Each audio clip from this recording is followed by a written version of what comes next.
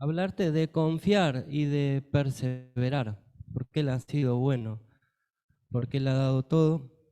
Y la verdad que estamos viviendo un tiempo nuevo, un tiempo del favor del Señor. Podemos verlo, podemos ver, podemos contemplar que Dios se está moviendo con todo poder y toda autoridad y que su reino está establecido acá y Dios se está manifestando y está transformando, porque eso es lo que está en su corazón. El deseo de salvar a los que están cautivos, a los que están oprimidos, a los que están necesitados. Dios está haciendo cosas. Dios está haciendo cosas. ¿Lo puedes ver? Lo puedes ver en tu familia, lo puedes ver en tus amigos, lo puedes ver en tu trabajo. Dios está haciendo cosas. Pero necesitamos confiar ahora más que nunca, perseverar. Dice la palabra en Hebreos capítulo 10. Búsquenlo, tranquilo.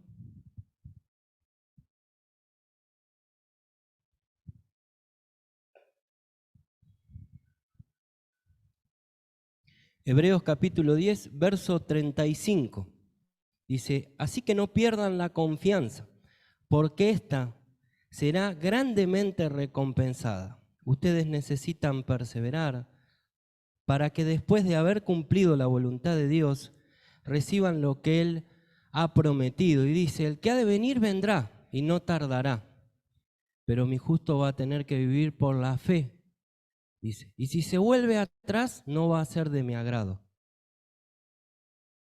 Pero nosotros, dice el autor, no somos de los que retrocedemos, sino de los que tenemos fe y preservan su vida. Debemos poner nuestra confianza en el Señor. Esta carta fue escrita justamente a judíos que habían creído en Jesús, judíos que habían respondido, que habían conocido, pero en un momento determinado se ve que por poner la mirada en lo que estaba sucediendo temporalmente ahí, su fe se había de desvanecer. El templo seguía funcionando de la misma manera, se seguían haciendo sacrificios constantes y Jesús ya había venido y era el nuevo pacto en la sangre. Y se ve que esto los inquietó, es decir, ¿qué pasa?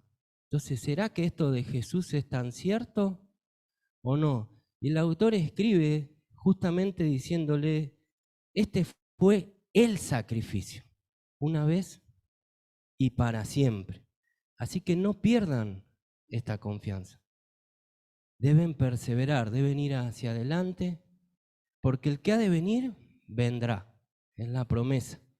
Después de haber cumplido la voluntad de Dios, ustedes recibirán esa promesa que es para ustedes. Y esto muchas veces nos pasa en el camino del Señor, donde desenfocamos la mirada de Jesucristo y empezamos a esperar aquello que se nos ocurre a nosotros mismos, ¿no? Que tiene que suceder en ese momento determinado, y porque no está sucediendo, empezamos como a tambalear, a perder la confianza, a dejar de perseverar. Y esto es lo que el Señor no quiere que hagamos. Hemos sido llamados para confiar. Y la fe es justamente esto, ¿no? Es confiar en aquello que no podemos ver ahora. Es la certeza de lo que esperamos, porque sabemos que lo esperamos, y la convicción de lo que no se ve. Y me encanta porque los discípulos les pasaban estas cosas también así, a cada rato, ¿no? Estaban con Jesús, caminaban, compartían cosas tremendas con Él, milagros que podían ver ahí en vivo y en directo, teniendo al Señor, pero así todo, ellos esperaban a un Mesías que se habían hecho en su imagen, en su idea, de un Salvador, alguien que venga a reinar como otros reyes de ese tiempo, pero con mayor autoridad, y que los libere de esa opresión del pueblo romano. Pero esa no era la idea del Señor como Mesías, esa no era lo que Él había venido. Dice en Juan capítulo 14, Jesús venía caminando con ellos y ya venía compartiendo muchas cosas, y llegó un tiempo determinado donde Él en varias ocasiones les había dicho que porque Él era el Mesías tenía que padecer muchas cosas, ser entregado, ser muerto, pero al tercer día iba a resucitar.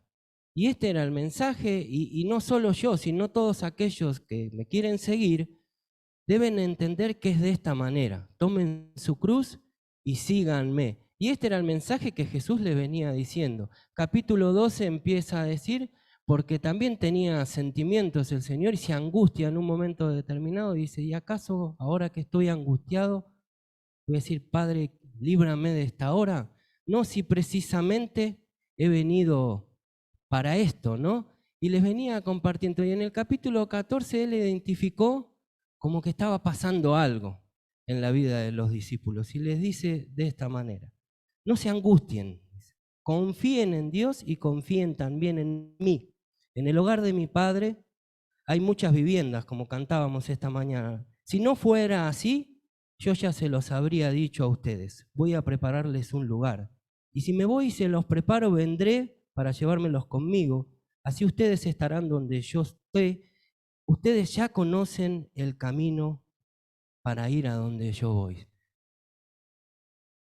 La confusión de los discípulos al no tener claro la resurrección, que Cristo iba a resucitar, los desenfocó completamente. Señor, ¿a dónde es que vas? ¿Cómo podemos conocer este camino? Dice, ¿no? Tomás, yo soy el camino, dice Jesús, la verdad y la vida. Un texto que debemos tener más que uno escrito en algún lado de la casa o en algún imán en la heladera. Yo soy el camino, yo soy la verdad, yo soy la vida. Nadie llega al Padre si no es a través de mí. Felipe, confundido también, bueno, Señor, muéstranos al Padre y con eso nos basta. Dice, tanto tiempo llevo ya entre ustedes, dice, y todavía no me conoce. El que me ha visto a mí ha visto al Padre, le dice. Una confusión por no tener la mirada o no haber entendido claramente el mensaje de la salvación. Fíjense que yo me puse a leer algunos pasajes esta semana y estuve viendo algunas cosas en cuanto a todos los discípulos que él encuentra de camino a Emaús, cuando él ya había resucitado. Ninguno estaba esperando la resurrección, confundidos. Llegaron hasta la cruz con el Señor. Los discípulos en un momento determinado se deben haber dado cuenta, es bueno, si a Jesús, que estaba haciendo tremendas cosas, los llevaron a la cruz, ¿qué esperamos nosotros, no? Se dispersaron. Los que iban de camino a Emaús, miren lo que dice, Lucas 24, verso 13.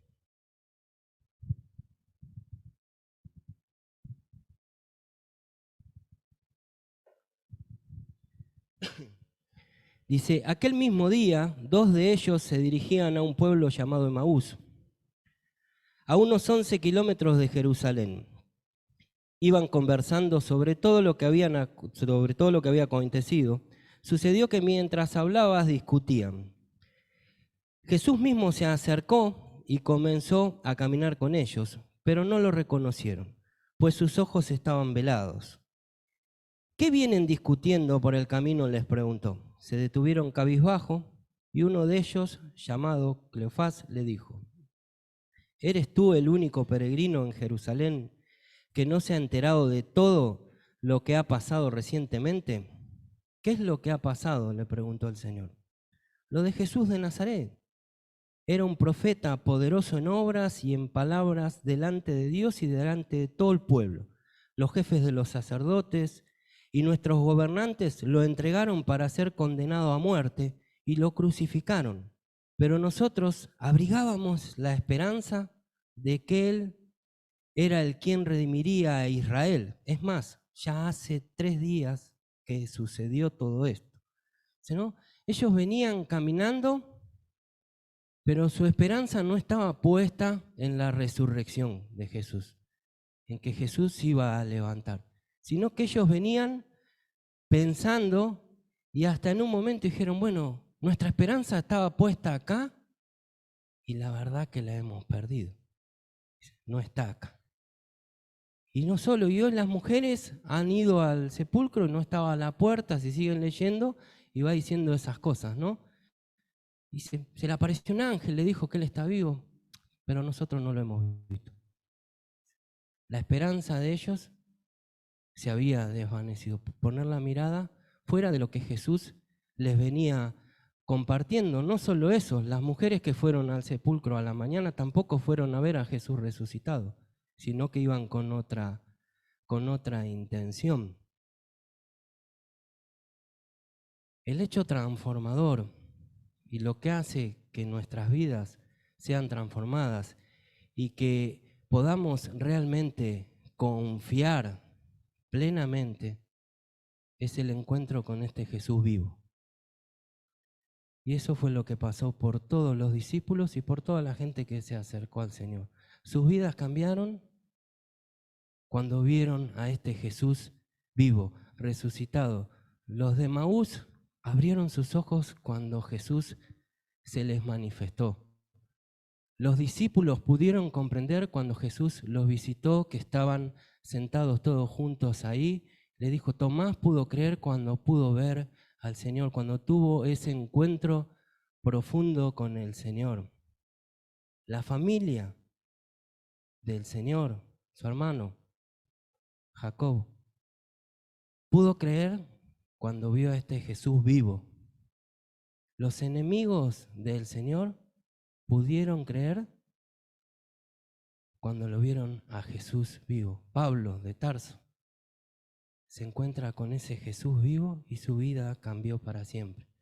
El encuentro con Jesús es el que transforma nuestras vidas y nos da plena confianza y seguridad para poder avanzar. Y este es mi deseo en esta mañana. Que esta mañana podamos encontrarnos con ese Jesús que cantábamos. Con el Jesús que vive y reina. Y esa es la primera razón.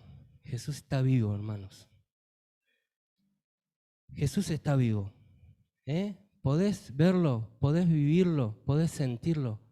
Jesús vive y reina con poder. Y esto es lo que tiene que despertar en nosotros esta confianza y esta perseverancia que no nos haga mirar atrás, que podamos avanzar, porque esto fue lo que despertó en todos los que conocieron a Jesús en ese tiempo y lo vieron padecer y lo vieron ir a la cruz y después lo vieron resucitado y su vida cambió para siempre. Y ese Jesús vive y vive en nosotros. Y yo estoy feliz en esta mañana, hermanos.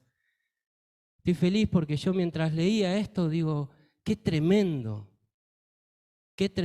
que hoy nosotros podamos tener ya escrito lo que ha pasado. Por ahí en ese tiempo, entre el vivir y caminar y ver todo lo que sucedía, capaz que los discípulos no fueron tan conscientes del mensaje de salvación tremenda que tenían a su lado.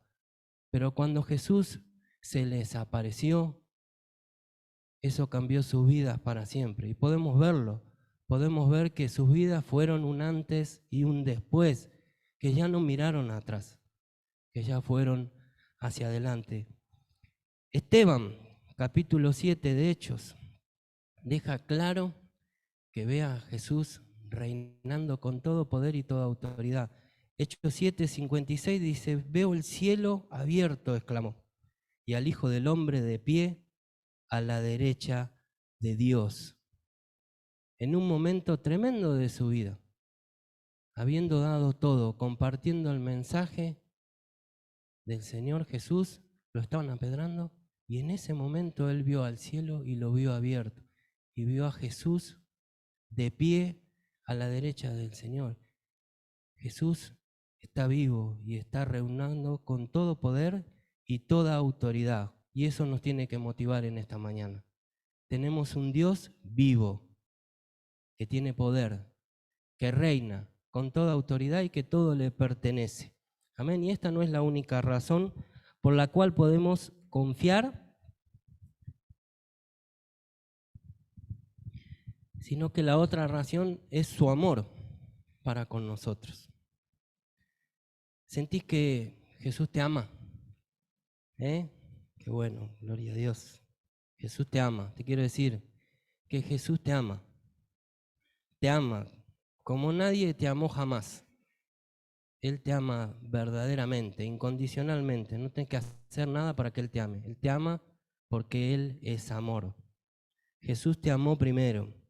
Romanos 5, versículo 6. Dice, a la verdad, como éramos incapaces de salvarnos, en el tiempo señalado Cristo murió por los malvados. Dice, difícilmente habrá quien muera por un justo, aunque tal vez haya alguien quien se atreva a morir por una persona buena, dice. Pero Dios demuestra su amor por nosotros en esto. Una razón tremenda que Pablo escribe a los romanos. En que cuando todavía éramos pecadores, éramos malos, Cristo murió por nosotros. ¿Qué te parece? ¿Qué te parece el amor del Señor? Cuando no había ninguna razón para que entraras en la presencia de Dios, en ese mismo momento, en el tiempo señalado, Cristo murió por amor a vos y a mí. Puede ser que haya alguien, dice, que pueda morir por alguna persona buena, ¿no? Podemos encontrar a alguien que se maneje de esa manera, pero difícilmente haya alguien que muera por un malo. Y ese fue el amor del Señor, porque de tal manera amó Dios al mundo, Juan 3:16, que ha dado a su Hijo unigénito para que todo aquel que en él crea no se pierda, sino que tenga vida eterna. Esta es la gran razón por la cual Pablo doblaba sus rodillas, para que la iglesia pudiera comprender claramente este amor, porque sabía que esta era la base del poder mirar hacia adelante. Este amor que lo ha dado todo. Efesios capítulo 3. Vamos a ir leyendo algunos textos, porque es la palabra de Dios la que en esta mañana tiene que transformar tu vida a través del Espíritu del Señor. Efesios 3, verso 14 dice, por esta razón me arrodillo delante del Padre, de quien recibe nombre toda familia, en el cielo y en la tierra. Le pido que por medio del Espíritu y con el poder que procede de sus gloriosas riquezas, los fortalezca a ustedes en lo íntimo de su ser, para que por fe Cristo habite en sus corazones, y pido que arraigados y cimentados en amor, puedan comprender junto con todos los santos cuán ancho y largo, alto y profundo es el amor de Cristo. En fin, que conozcan ese amor que sobrepasa nuestro conocimiento para que sean llenos de la plenitud de Dios. Esto era lo que Pablo oraba por la iglesia, se arrodillaba delante del Padre clamando a Dios para que no nos escapemos de este amor, para que podamos comprender lo alto, lo ancho y lo profundo del amor de Dios para con nosotros. ¡Qué tremendo! ¡Qué tremendo el amor de Dios! Verso 20, al que puede hacer muchísimo más que todo lo que podamos imaginarnos o pedir, por el poder que obra eficazmente en nosotros. A Él sea la gloria en la iglesia, dice. Y en Cristo Jesús por todas las generaciones, por los siglos de los siglos. Amén. Aleluya. ¿Qué razón tremenda tenés para seguir confiando y seguir perseverando? Esto es tremendo, lo que Pablo escribe, lo que Pablo ora al Padre. Es este amor que no podemos hacerlo así mentalmente. No es algo que yo puedo pensar, Dios me amó. Y lo pienso y lo dejo ahí. No, este amor arranca de una entrega tremenda,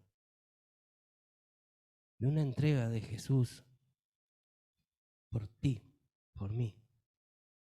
Este es el amor que tiene que levantar nuestras vidas en los momentos más difíciles.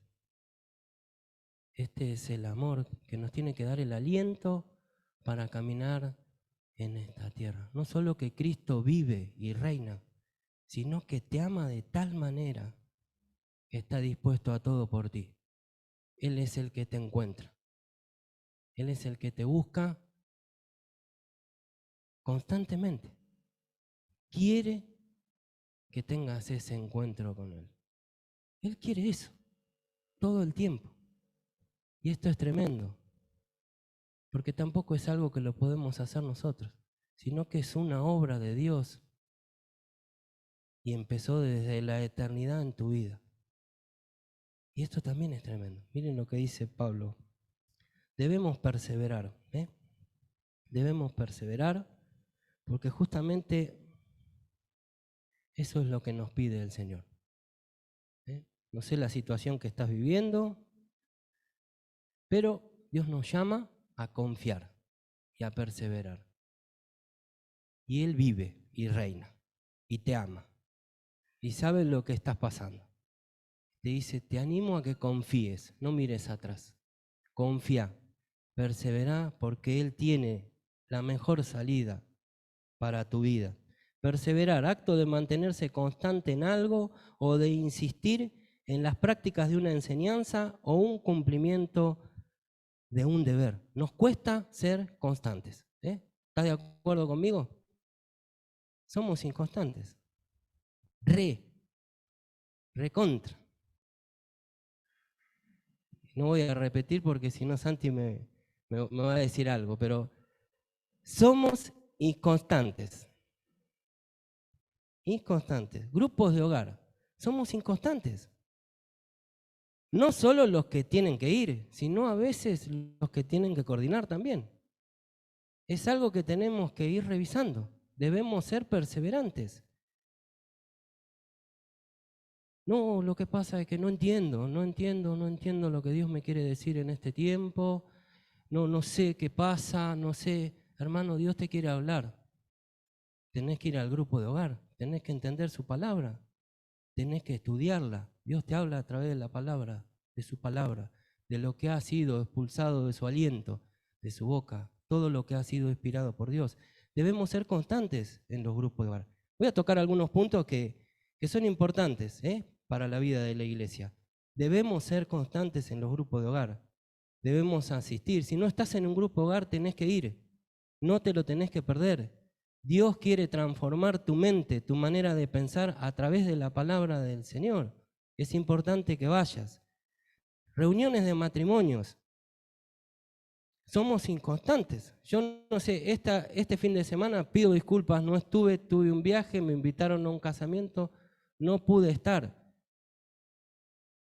Pero si estás casado, tenés que asistir a la reunión de matrimonio. No hay otra. No hay otra posibilidad. ¿Querés tener un matrimonio sano, tremendo, para la gloria de Dios? Tenés que participar de las reuniones. Cuento una intimidad. Seguramente en algún momento que quieras venir y capaz que te peleás ese día.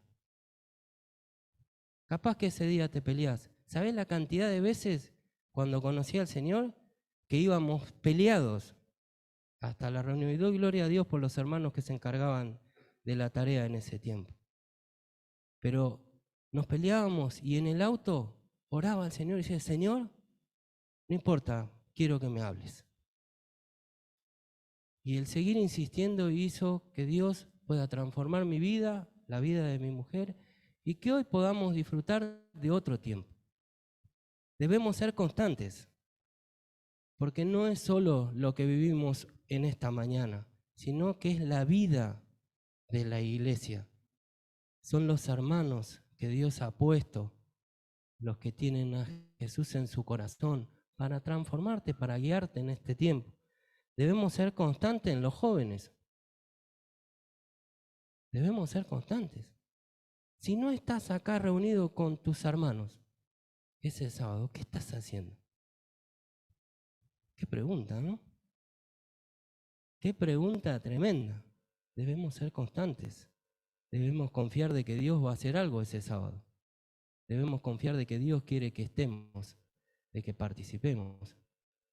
Y si ya has recibido mucho, empezá a dar en el grupo, porque es la otra parte de lo que Dios te pide también.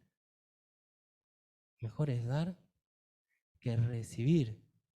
Debemos ser constantes, jóvenes, porque hay un tiempo nuevo de parte de Dios para la vida de la iglesia. Adolescentes lo mismo, escuela bíblica lo mismo. Hermanos, si tenemos hijos debemos traerlos. Debemos traerlos, porque Dios tiene preparado algo tremendo para la vida de sus hijos.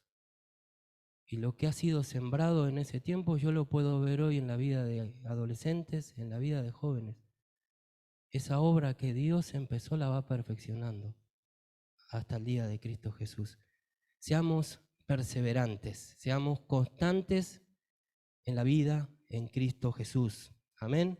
Y no solo en estas cosas que son importantes, porque son cosas donde somos transformados, donde Dios pone hermanos, son herramientas del Señor, ministerios a los cuales el Señor usa para ir formando a su pueblo, sino que también debemos ser perseverantes en los momentos difíciles, porque eso también es parte de lo que Dios quiere hacer. Y dice que en los sufrimientos es donde nosotros recibimos la perseverancia. Así dice la palabra del Señor, no lo digo yo, es así. Hubo un año particular en mi vida, en el 2018, la verdad que atravesé un año donde pude ver claramente que Dios quería hacer esto. Un año donde perdí a mi papá, perdimos un embarazo, no comprendía nada, la verdad, hermanos. Era como decir, bueno, no sé, pero yo lo único que sé es que esa mañana recibí una palabra del Señor, me dijo, Simón, Simón, el diablo ha pedido zarandearlo, como a trigo, pero yo he orado por ti para que tu fe no falte. Y eso me sostuvo, me hizo confiar de que era el Señor, el Dios vivo y poderoso, el que estaba orando con todo poder y autoridad en esa situación también. Y puedo dar gloria a Dios por ese tiempo. Debemos perseverar en los momentos difíciles, hermanos. Debemos ser perseverantes. Romanos 5, verso 3.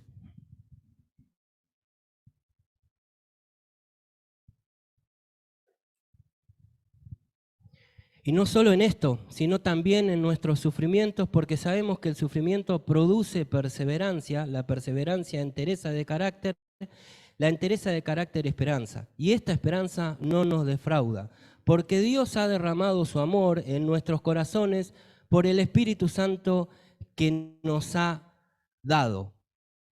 En el sufrimiento se produce la perseverancia, dice Pablo. No solo en esto, que sabemos que Dios nos ha justificado y gracias a la fe tenemos paz con Dios por medio de nuestro Señor Jesucristo y podemos gloriarnos y disfrutar de una vida tremenda y gloria a Dios. Pero en los sufrimientos, hermanos, también debemos ser perseverantes. Porque en los sufrimientos Dios hace que nuestra perseverancia avance. Entereza nuestro carácter y la entereza de nuestro carácter nos da esta esperanza. Y esta esperanza, hermano querido, no te defrauda. Esta es la esperanza que no te defrauda, bajo ningún punto. Bajo ningún punto. Es la esperanza de alcanzar la gloria de Dios. El Señor ha derramado su amor en nuestros corazones, dice la palabra.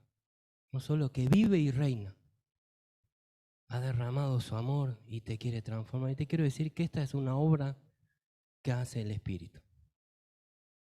Esta es la obra de Dios a través de su Espíritu Santo. Romanos 8, verso 24.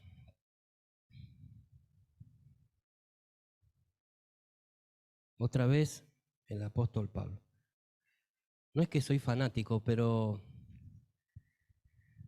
es tan práctica Tiene tantas cosas preciosas de teología, pero es tan práctico que uno lo puede leer y entender claramente lo que Dios había puesto en su corazón. Dice Romanos 8:24, porque en esperanza fuimos salvados. Pero la esperanza que se ve ya no es esperanza. ¿Quién espera lo que ya tiene? Pero si esperamos lo que todavía no tenemos, en la espera mostramos nuestra constancia. Asimismo, en nuestra debilidad el Espíritu acude a ayudarnos. No sabemos qué pedir, pero el Espíritu mismo intercede por nosotros con gemidos que no pueden expresarse con palabras.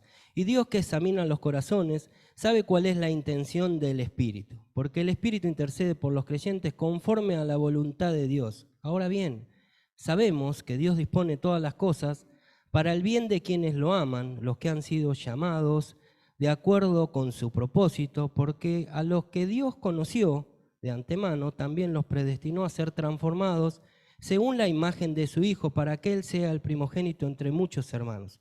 A los que predestinó, también los llamó, y a los que llamó, también los justificó, y a los que justificó, también los glorificó. Lo que dice acá Pablo es tremendo. En esperanza fuimos salvados. Esto es real. En esperanza fuimos salvados. Es así. No hay otra. Pero la esperanza que se ve no es esperanza. ¿Quién espera lo que ya tiene? Tiene lógica las palabras de Pablo, ¿no? En esperanza fuimos salvados. Ahora, la esperanza que vos podés ver no es esperanza. ¿Quién espera lo que ya tiene? En la espera uno muestra la constancia. Es en la espera que uno muestra la constancia. Y sabemos que en nuestras vidas hay momentos difíciles, hasta que no sabemos qué pedirle a Dios. ¿Te pasa? Estás atravesando cosas tan tremendas que ya ni sabes de qué manera orar a Dios, ni pedirle. Pero es ahí, en ese preciso momento, donde el Espíritu acude a ayudarte. Y de una manera totalmente sobrenatural. Dice, con gemidos indecibles, que no pueden expresarse con palabras. Porque es Dios quien conoce las intenciones de los corazones. Conoce la intención del Espíritu, que es lo que quiere hacer en tu vida también. Y en ese preciso momento, a través del Espíritu Santo, trae lo que estás precisando en ese momento. Porque sabemos, dice, que todas las cosas ayudan a Dios, a los que aman a Dios. Te ayudan a ti, le dan lugar a Dios para que tu vida sea transformada. Pero no porque Dios se maneja así en el momento de que vos tomaste esta decisión de venir al Señor. No fue tu decisión, fue la decisión de Él de encontrarte en el tiempo señalado. Porque a los que conoció de antemano, dice, también los predestinó para ser transformados a la imagen de su Hijo. Y a los que predestinó, en un momento los llamó y los puso en el camino. ¿Te acordás de ese tiempo? Y porque te llamó y te puso en el camino, también te justificó. Y porque te justificó, también te glorificó. Y esto es tremendo. La obra que Dios está haciendo en tu vida no es tuya.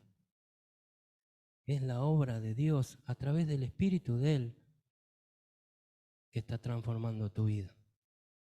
Por eso debemos confiar y perseverar.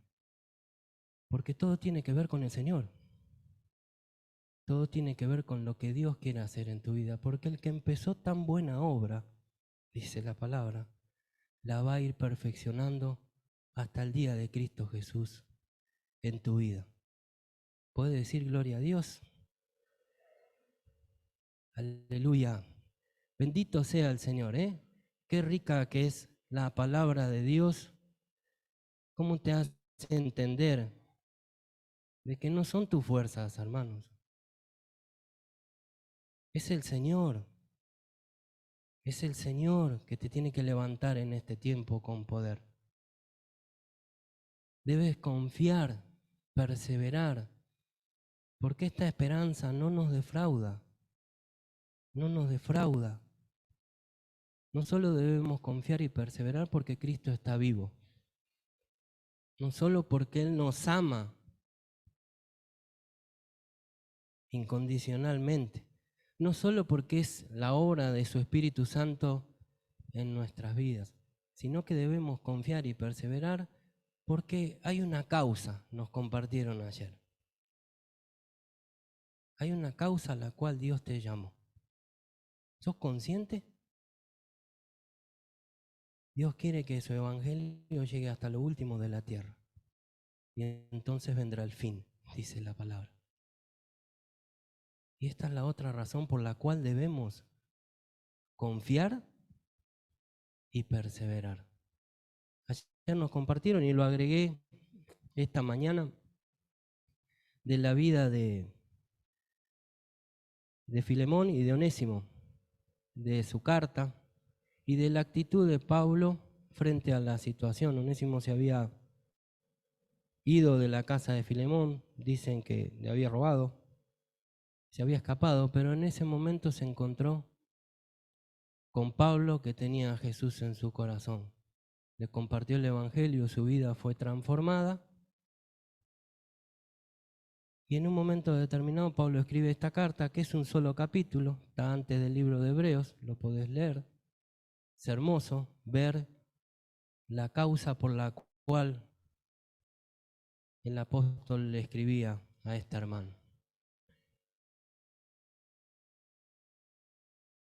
Le dice, antes por ahí capaz que te era inútil, le dice. Pero ahora nos es útil a los dos. Transformó su vida, se dio, le dijo, y si hay alguna deuda que él tenga contra ti, ponela a mi cuenta. Yo te la voy a pagar. ¿Por qué causa estamos caminando en el reino? Debemos ser conscientes de que todo esto que Dios está haciendo en nuestras vidas tiene que ver con esta causa, con la causa de poner la vista en el que necesita, en el que todavía no conoce, en el que todavía está preso, en el que todavía está ciego, en el que está pasando hambre, en el que está pasando necesidad.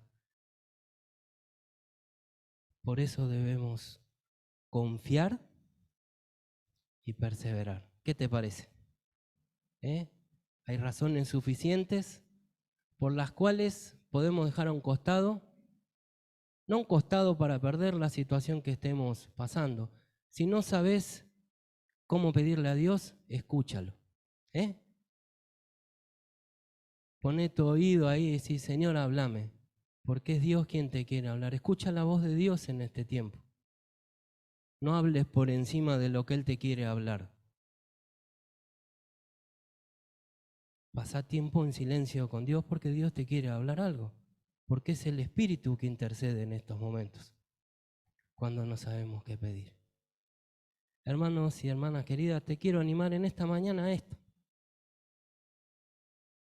A que confiemos, plenamente confiemos, perseveremos.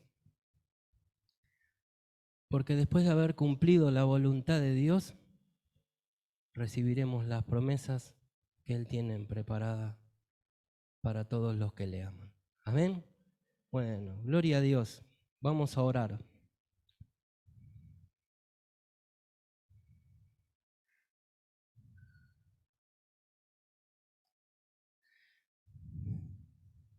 Bendito Dios y Padre bueno, te damos gracias, Señor, porque estás vivo, Señor. Gracias porque sos el que vive, Señor, y porque vos vivís, también nosotros vivimos, Señor. Como bien decíamos en esta mañana, Señor. Gracias porque a través de esa vida, Señor, hemos podido ver que nos amaste de tal manera que no lo podemos entender con un conocimiento humano, Señor. Es un amor tan grande, tan alto, tan ancho, tan profundo, Señor, que necesitamos que en esta mañana, Señor, vos nos reveles en nuestros propios corazones, Señor. Poder comprender ese amor, Señor, se nos hace imposible, pero que podamos sentir en esta mañana ese amor, Señor. Vos sabés cómo vinimos, cómo estamos, qué estamos viviendo, qué es lo que necesitamos. Señor, por eso te pido en esta mañana, Señor, que primeramente tu amor se manifieste en nosotros, Señor. Oh Dios, en el nombre de Jesucristo, Señor. Gracias, Señor, gracias porque nos diste el Espíritu Santo. Señor, gracias porque sabemos que es el que intercede por nosotros claramente, Señor, es el que nos trae el consuelo, Señor, es el que nos anima a mirar hacia adelante. Señor, gracias porque sabemos que es tu obra en nuestras propias vidas, Señor, que es algo que empezó desde el principio, desde antes que nosotros existiéramos, y hoy podemos estar acá en este lugar porque vos nos has mirado con amor, Señor. Gracias porque nos pusiste en este camino maravilloso. Señor, y te pido en esta mañana, Señor, que despiertes en nosotros esta pasión, Señor, por la causa que tenemos acá en esta tierra, Señor, que podamos realmente mirar con amor a todos aquellos, Señor, que están necesitados, Señor. Sabemos que tenemos razones suficientes para poder avanzar en este tiempo, para poder confiar, porque sabemos que te tenemos, Señor. Bendito sea, Señor. Te alabamos y bendecimos tu nombre en esta mañana, en el nombre de Cristo Jesús. Amén y amén. Que Dios les bendiga, hermanos.